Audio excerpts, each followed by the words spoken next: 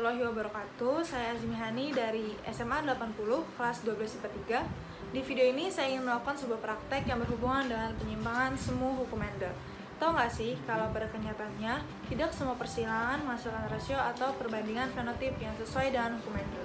Terdapat beberapa kasus menghasilkan rasio fenotip yang menyimpang dari hukum tersebut. Hal ini disebabkan oleh beberapa gen yang saling mempengaruhi pada saat pembentukan fenotip atau keturunan. Meskipun demikian, rasio fenotip ini masih mengikuti aturan hukum Mendel, sehingga hasil rasio fenotipnya dapat dikatakan sebagai penyimpangan semu hukum Mendel. Jenis penyimpangan semu hukum Mendel ada 5. Yang pertama adalah atafisme. Atafisme adalah interaksi antar gen yang menghasilkan filia atau keturunan dengan fenotip yang berbeda dari induknya. Contohnya, atafisme dapat kamu temukan pada kasus jengger ayam. Yang kedua ada kriptomeri. Kriptomeri adalah peristiwa tersembunyinya gen dominan jika tidak berpasangan dengan gen dominan lainnya. Jadi, jika gen dominan tersebut berdiri sendiri, maka sifatnya akan tersembunyi atau kriptos. Contoh kasus kriptomeri terdapat pada persilangan bunga Linaria marokana. Yang ketiga ada polimeri. Polimeri adalah interaksi antar gen yang bersifat kumulatif atau saling menambah. Jadi, gen-gen tersebut saling berinteraksi untuk mempengaruhi dan menghasilkan keturunan yang sama.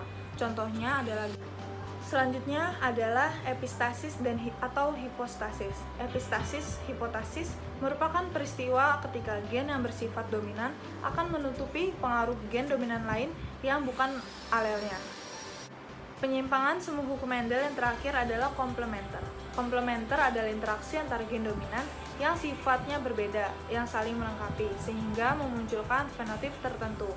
Apabila salah satu gen tidak muncul, maka sifat yang dimaksud pun tidak akan muncul. Tujuan dari praktikum ini adalah mengamati, mempelajari, menentukan rasio, fenotip, dan sifat dari keturunan hasil persilangan dihibrid, serta membuktikan hukum Mendel 2 pada persilangan dihibrid. Sebelum memulai uji coba, kita memerlukan beberapa alat dan bahan, yaitu adalah alat tulis, ada spidol, pulpen, dan pensil. Lalu ada kardus, 2 tusuk sate dan 2 karet dapur, selotip atau alat tempel apapun, gunting, lalu ada beberapa lembar kertas, box.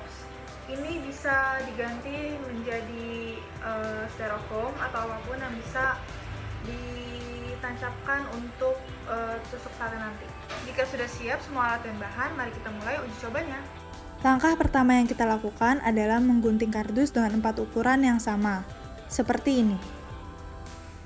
Lalu, kita beri nama-nama sisi di kardusnya sesuai genotip yang akan kita uji cobakan.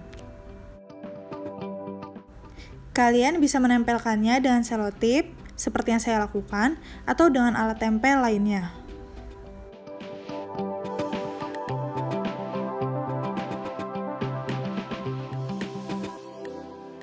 Jangan lupa kalian ulangi di ketiga kardus lainnya ya, sesuai dengan genotipnya.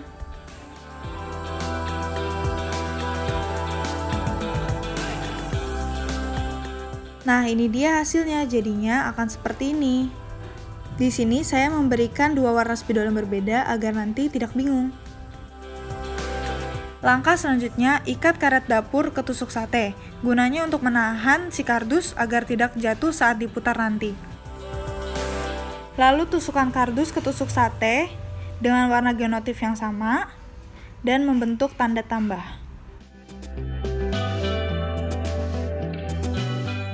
Lakukan di kedua kardus lainnya dengan tusuk sate yang baru.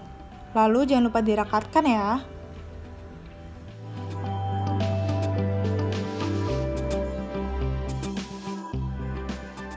Terakhir, siapkan box, lalu tancapkan kedua tusuk sate kepada box tersebut.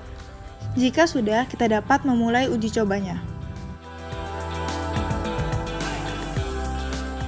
Nah, alatnya sudah jadi nih. Mari kita lakukan uji coba untuk mengetahui bagaimana penyimpangan semu hukum Mendel itu ada.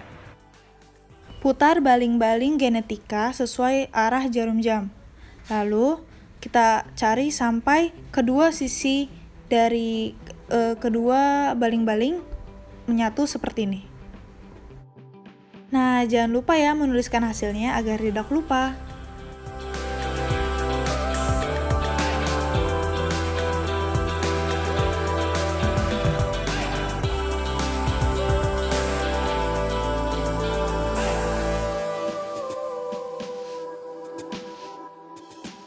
melakukan percobaan ini hingga menemukan 96 hasil. Dari hasil persilangan baling-baling genetika, untuk fenotip S besar, S kecil, B besar, B kecil menghasilkan 96 fenotip dengan perbandingan 54 banding 15 banding 19 banding 8. Dengan perbandingan genotipnya adalah bulu coklat dan berekor pendek, bulu putih dan berekor pendek, bulu coklat berekor panjang, bulu putih berekor panjang dengan perbandingan 54 banding 15 banding 19 banding 8. Apa sih kesimpulan dari uji coba yang kita lakukan tadi? Setelah kita melakukan perputaran baling-baling genetika dan mendapat 96 hasil, maka dapat disimpulkan bahwa uji coba ini menghasilkan penyimpangan semi hukum Mendel atavisme.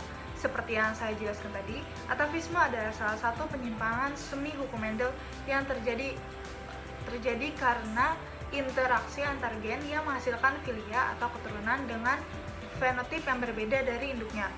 Pada kasus-kasus tertentu, perbandingan fenotip 9 banding 3 banding 3 banding 1 tidak dipenuhi, tetapi menghasilkan perbandingan fenotip yang berbeda. Misalnya seperti yang saya dapat,